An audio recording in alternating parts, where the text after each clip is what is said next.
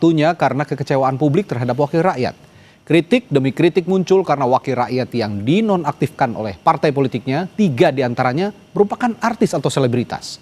Kualitas anggota DPR kemudian dipertanyakan dan membuat wacana revisi Undang-Undang Pemilu muncul ke permukaan. Apakah soal rekrutmen calon anggota legislatif ini perlu kriteria khusus? Kita akan bahas hal ini dengan Haikal, peneliti Perludem, dan Willy Aditya, anggota DPR RI, fraksi Partai Nasdem, melalui sambungan virtual. Selamat malam, Bung Haikal, Bung Willy. Malam, Mas Adi. Oke, saya ke Bung Willy dulu kalau gitu. Ini partainya juga mewakilkan salah satu artis yang akhirnya juga dinonaktifkan. Bagaimana melihat usul ataupun pandangan dari Prof. Yusril sebagai Menteri Hukum, Bung Willy? Ya, tentu ini harus gayung bersambut ya. It's time to bersih-bersih. Tapi ada kata pepatah, Hadi, jangan mengambil keputusan di saat emosi. Oke. Itu yang harus kita jadikan basic ke depan. Saya berulang kali mengatakan keputusan kita harus kita letakkan secara scientific approach on development, on policy. Kenapa? Karena harus ada riset. Ini waktu kita tidak mungkin hanya mengatakan yang sekarang jelek, apakah yang sebelumnya juga nggak jelek. Gini, kalau kita berbicara hanya semata-mata pada satu sisi atau satu variabel, saya mau tanya sama teman-teman, apakah seorang Rieke Diah Pitaloka tidak hebat? Ya, saya sepakat itu. Nah, maka kemudian politik itu punya 2 kaki, apalagi demokrasi dalam ranah pemilu. Yang pertama adalah selalu berbicara tentang representasi, dia mewakili siapa dan untuk apa. Yang kedua adalah proses pelembagaannya. Nah, kita sedang berbicara apa di sini? Nah, kalau menurut hemat saya sebagai anggota dewan, sebagai bapilu partai, sebagai penggiat partai, yang harus kita lakukan adalah sebuah proses pembaharuan, entah itu namanya transformasi, entah itu namanya reformasi, tapi secara menyeluruh. Semesta politiknya yang harus kita lihat. Jadi saya sepakat ini waktunya, tapi tidak dengan basis emosional. Kenapa? Kita harus berkaca. Dulu kita menolak sistem yang tertutup dan kemudian menggunakan proporsional terbuka ini atas kritik kita pada masa lalu yang sangat limitasi. Ingat itu. Bahkan lagu Iwan Fals masih ingat, Mas Hadi, bahwasanya tidak kenal siapa Pak wakilnya. Iya kan? Jadi masing-masing, semua teori politik, semua teori sosial politik itu memiliki cacat bawaan. Semuanya. Nah, tinggal adalah yang harus kita lakukan. Menurut hemat saya, 2 hal. Yang pertama adalah scientific approach, kita harus melakukan riset base yang kemudian berbasiskan dialog, poros keduanya. Harus dialog multi layers, inilah deliberative democracy. Kita tidak menggunakan lagi Athenian demokrasi. Kalau hanya para filosof yang berdemokrasi, itu Athenian demokrasi. Kalau hanya suara Vox Populi, Vox Dei yang berdemokrasi, itu adalah demonstrasi. Suara itu anak. Maka kemudian kita harus mencari benang merahnya, bahwasanya deliberative demokrasi itu adalah basisnya dialog, yaitu melibatkan siapa saja, ya political society, civil society, ya state dalam hal ini, dan kelompok-kelompok kepentingan lainnya untuk duduk bersama, karena tidak ada yang sempurna atau paripurna. Ada kelemahannya dan ada kelebihannya semuanya. Saya menangkapnya dari pernyataan Bung Willy ini, selain bukan hanya soal jangan emosional untuk mengambil keputusan, saya melihatnya tidak semua artis, Bung Haikal, tidak semua artis itu punya reputasi yang buruk di politik. Tadi Bung Willy sudah mencontohkan betapa hebatnya Rieke Diah Pitaloka, betapa hebatnya kalau saya melihat ya, ada Nurul Arifin juga di sana yang juga punya kapasitas baik. Desi Ratnasari. Nah, ini berarti partai politiknya kah yang harus juga pilih-pilih ya? Boleh saja artis tapi yang punya kapasitas. Bagaimana? Ya, saya sepakat ya dalam posisi itu, bahwa kita tidak bisa kemudian melabeli profesi artis itu sebagai kemudian profesi yang tidak layak untuk masuk ke dunia politik. Kita nggak bisa mengeneralisasi seperti itu.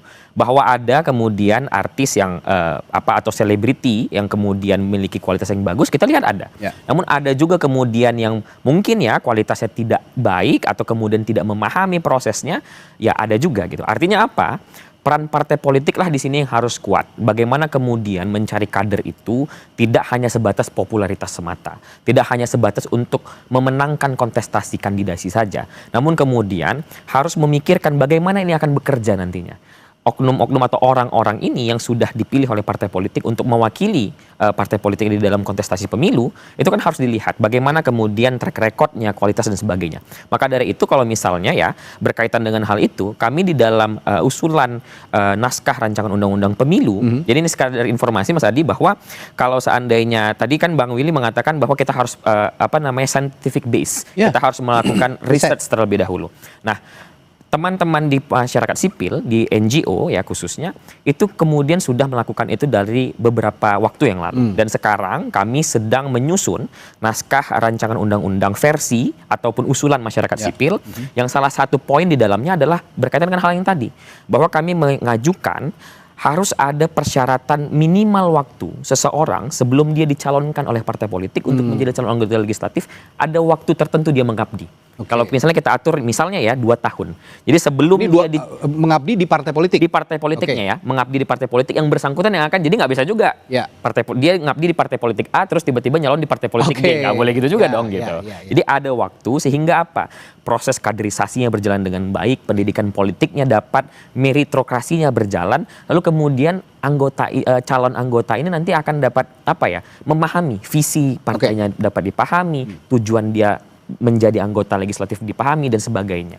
Mengabdi dulu, ini usulan ya Bung Willy, mengabdi dulu di partai politik minimal 2 tahun tadi ya. Kalau usulan kami 2 tahun. 2 tahun usulannya agar kaderisasi juga benar-benar muncul di partai politik. Mau itu artis, mau itu politisi, mau itu bisnismen. Kalau ada kaderisasi yang baik, ada pengabdian kepada partai politik, niscaya masuk ke DPR juga kualitasnya akan baik. Bagaimana respons Anda, Bung Willy?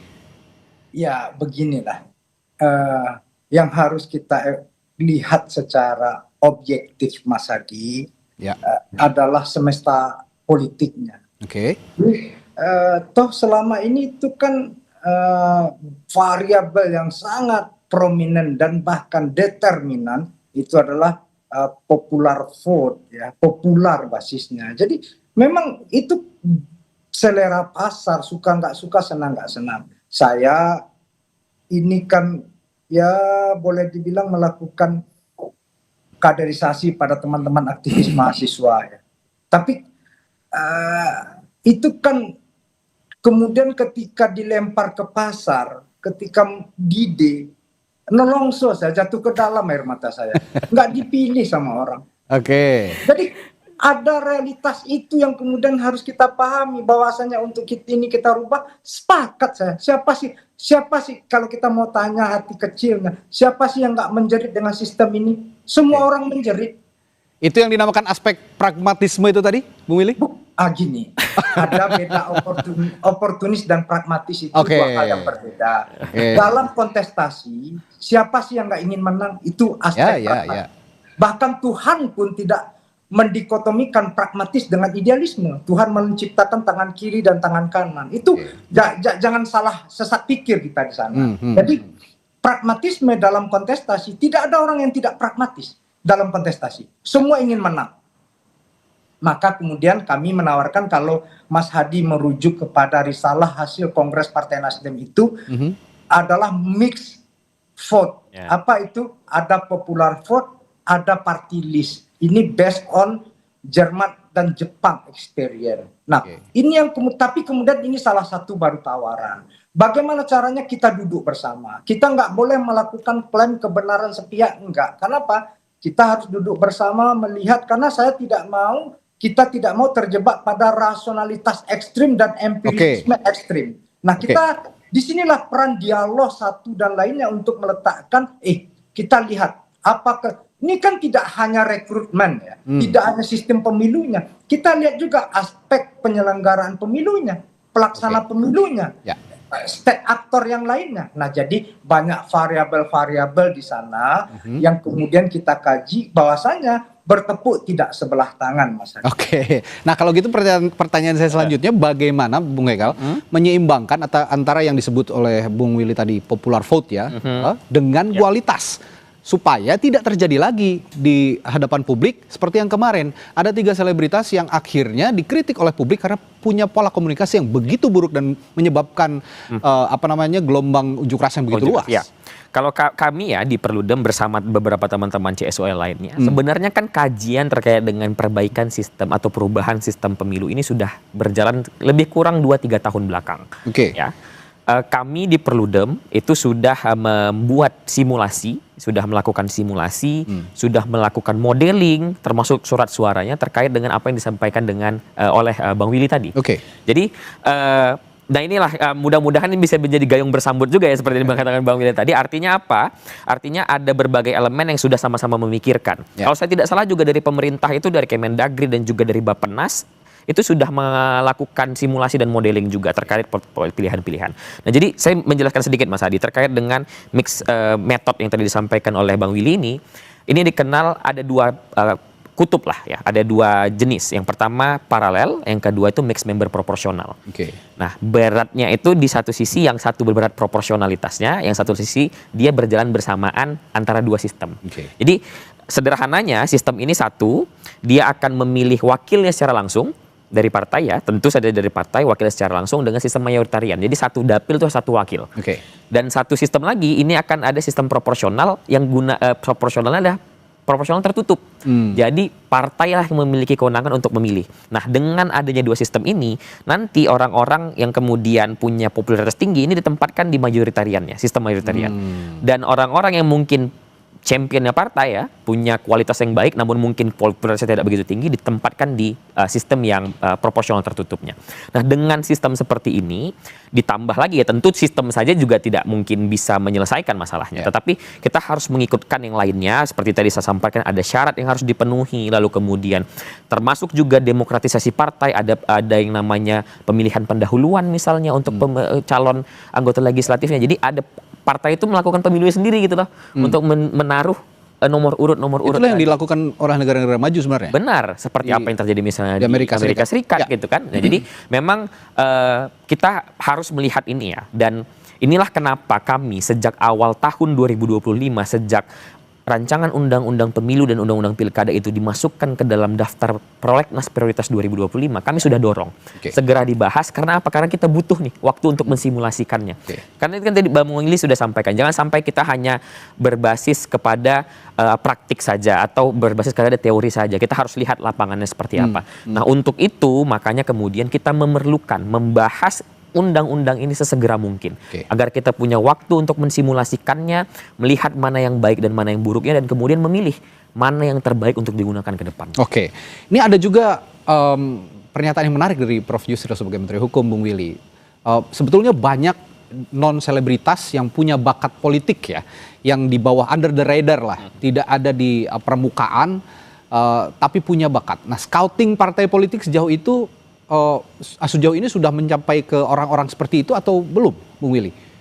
Ya, gini, apa yang dikatakan Prof. Yusril benar, dalam kandidasi semuanya kan kita majukan, tapi jangan kita ujuk-ujuk amnesia, Mas Adi. 2009 itu ketika Pak Mahfud MD jadi ketua MK, dia menggugurkan sebuah tawaran kompromistis dari DPR waktu itu, yaitu 35% BPP. Waktu itu masih hitungannya BPP, bukan sanlak murni seperti sekarang. Itu dibatalkan. Jadi bahwasanya ada proses, ini kan bukan kali pertama ya untuk kemudian eksperimentasi sistem pemilu yang ya kalau boleh kita bilang quote unquote banal, brutal seperti ini ya. Kalau kita mau benar-benar open mind, jujur, objektif, ini kan banal, brutal gitu. Saya secara kepartaian bikin 2 pasca pemilu itu, bikin riset tulisan yang saya publis di dalam saat kongres, yang kemudian bikin dokumentasi filmnya. Bagaimana brutalitas itu saya dokumentasikan semuanya. Bagaimana banalitas itu saya capture dan kemudian dilakukan sebagai sebuah temuan yang ilmiah. Karena apa? Karena kita tidak ingin terjerembab dalam brutalitas dan banalitas seperti ini. Inilah pembelajarannya. Nah, sekarang apa yang ditandaskan oleh Prof. Yusril, orang baik banyak. Tapi kalau orang baik bukan hanya orang baik, ya. Orang berintegritas banyak. Tapi poinnya itu adalah ketika semestanya adalah free fight dan market base, maka kemudian dia kembali ke sana. Maka kemudian ya ini tidak hanya cukup dengan afirmasi. Oke, Tapi yang dibilang Haikal tadi, sistemnya akan seperti apa? Ya, tapi kalau memang bicaranya free fight, kalau kita punya sistem pemilu yang sudah dimodifikasi seperti yang dikatakan oleh Bung Haikal, mungkin free fight itu juga bisa diredusir dengan dimasukkannya atau berkompetisinya orang-orang berkualitas di dalam itu. Saya akan minta tanggapan kepada Bung Willy sebentar. Bung Willy, tahan dulu, nanti akan saya tanyakan sesaat lagi di Sapa Indonesia Malam. Tetaplah bersama kami.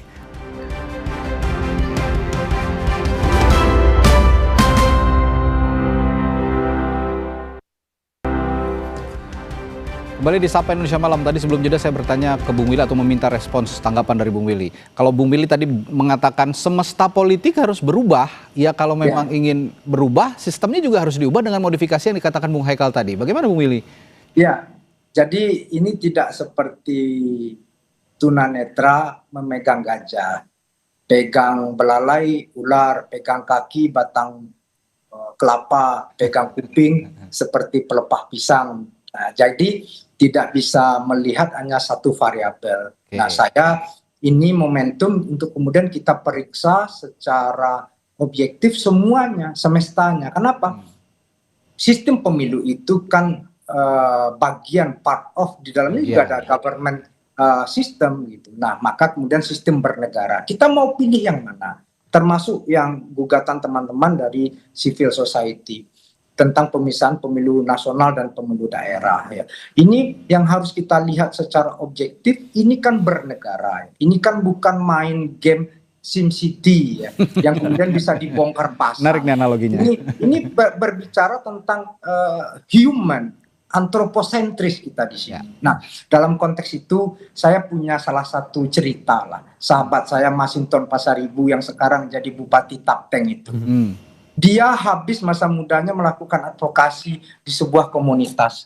Nah, lalu kemudian orang sakit dia urus, orang mati dia urus, orang sekolah dia antar. Tapi ketika hari H, apakah orang pilih dia? Belum tentu. Nah, di sini kita memeriksa tentang patahnya representasi kita. Bagaimana liberal demokrasi itu jantungnya adalah kapital. Di semua negara liberal demokrasi. Nah, tapi di kita apesnya sudah berbiaya mahal, instrumennya money politik lagi.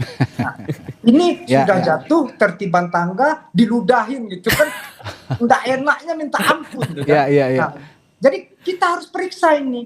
Ini kita nggak boleh menyalahkan siapapun, Dan. Karena apa? Ini pilihan kolektif waktu saat itu. Nah, di saat inilah Haikal, saya dan kawan-kawan termasuk government, state dalam hal ini, kita sama-sama duduk.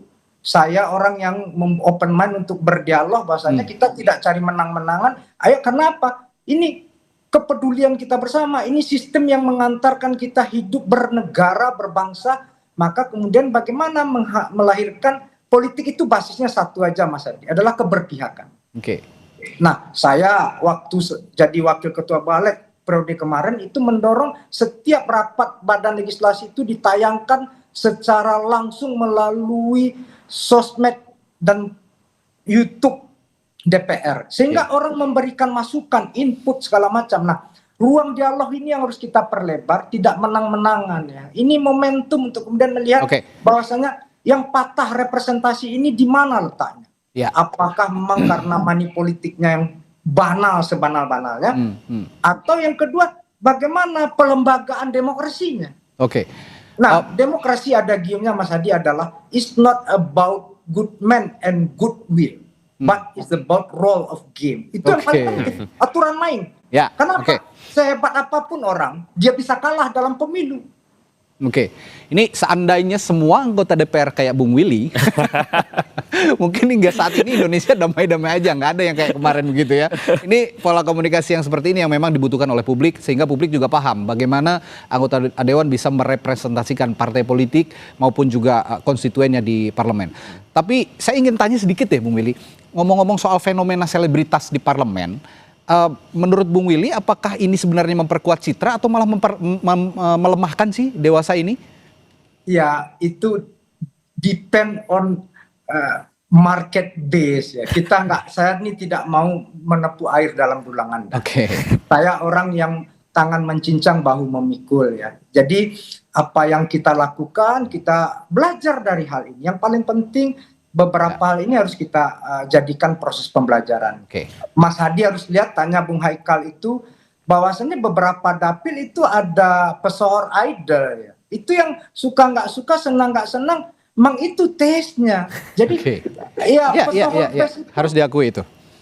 Itu benar-benar apa ya? Ya kita aja kita nih ibarat lari pakai mobil Innova, dia sudah pakai Ferrari, gimana komentarnya itu ya, kayak gitu. Nah, jadi kita tidak boleh terjebak pada ekstremitas yang Haikal ingatkan tadi. Ini kita ingat Ronald Reagan ya, dia seorang pesohor ya, tapi dia menjadi presiden yang mengakhiri perang dingin.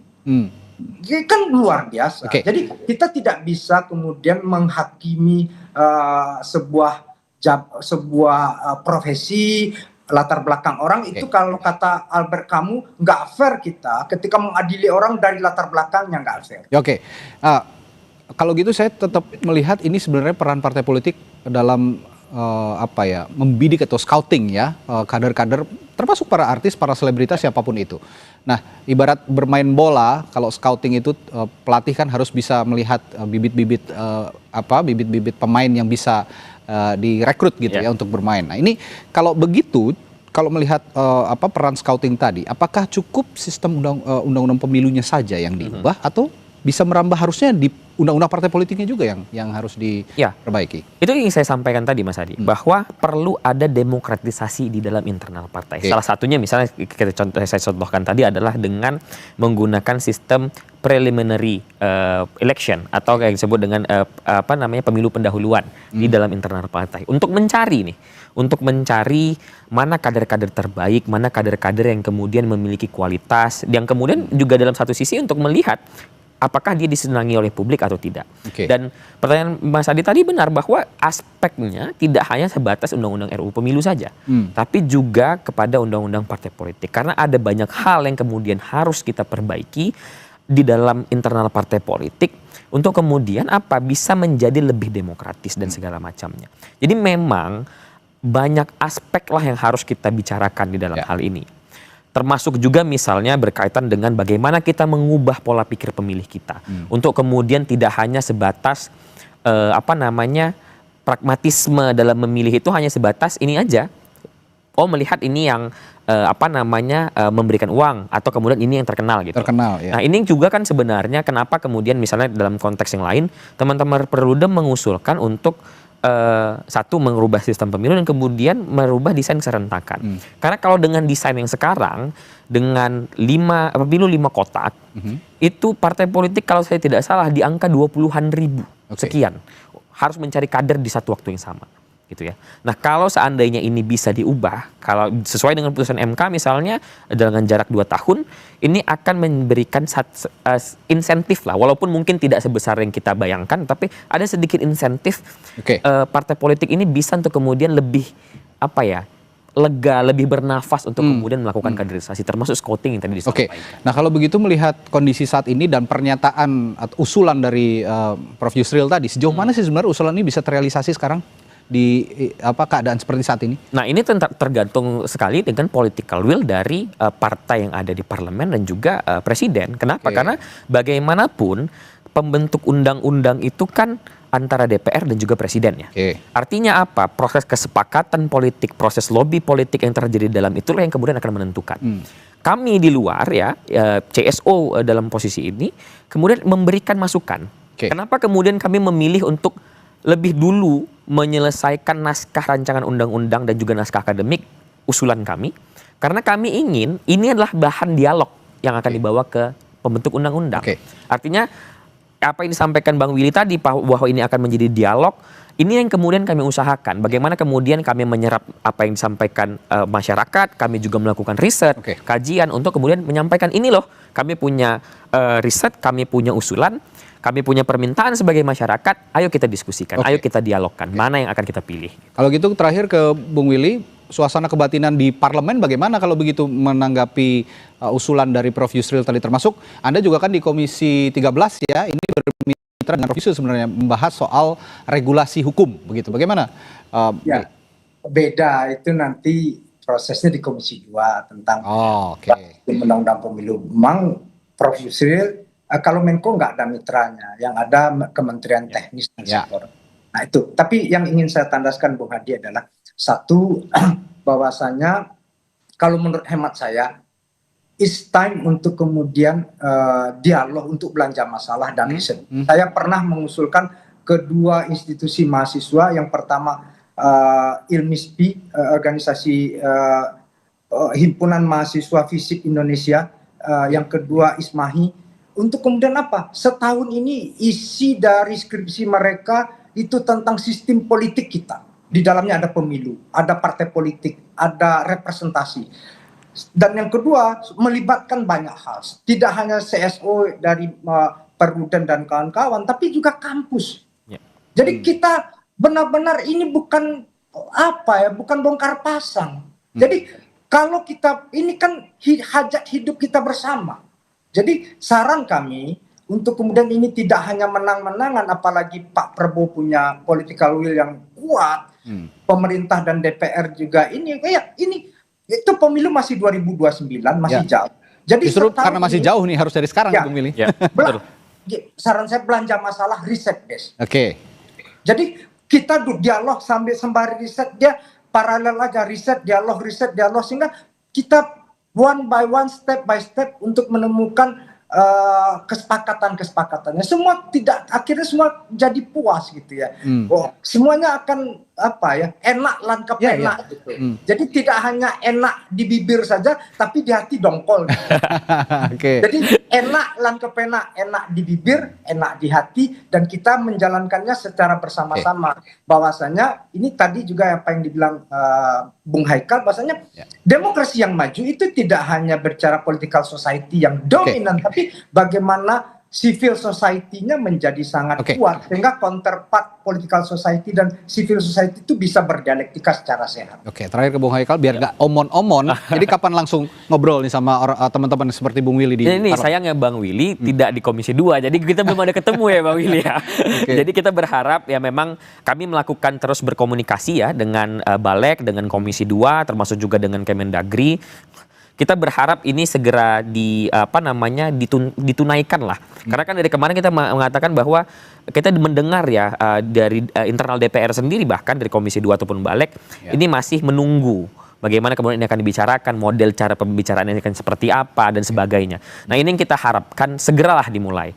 Kita sudah di bulan ke-9 di tahun 2025. Prolegnas prioritas itu sudah disusun di awal tahun. Artinya ada sekian bulan kita itu belum memulai sama sekali untuk membahas ini secara secara formal di dalam proses pembentukan undang-undang. Meskipun ada dialog di luar, tapi kan belum secara formal. Maka dari itu penting rasanya untuk secepat mungkin kemudian ini dibahas dan juga diproses di dalam proses pembentukan undang-undang, dan kami dari masyarakat sipil kami selalu siap untuk berdialog, dan kami sudah menyiapkan yang menjadi kebutuhan untuk dialog itu. Oke, mumpung pemilu juga masih lama. Benar sekali. Ini harus dari sekarang jadi dibahas. jangan mepet-mepet Jangan lagi mepet-mepet. gitu. Nanti kan kalau mepet-mepet alasannya nggak keburu lagi membahas poin-poin yang penting itu tadi. Dan ini momentum karena memang di sisi lain ada tuntutan 17+8 ini yang memang bisa mereformasi semua lini begitu, termasuk tadi kalau kata bahasanya Bung Willy semesta politiknya yang harus diubah. Baik, terima kasih Bung Willy Aditya telah bergabung berdiskusi bersama kami di Sapa Indonesia Malam, dan juga Bung Haikal di studio. Sampai jumpa lagi, sehat selalu. Saudara, Sapa Indonesia Malam masih akan kembali dengan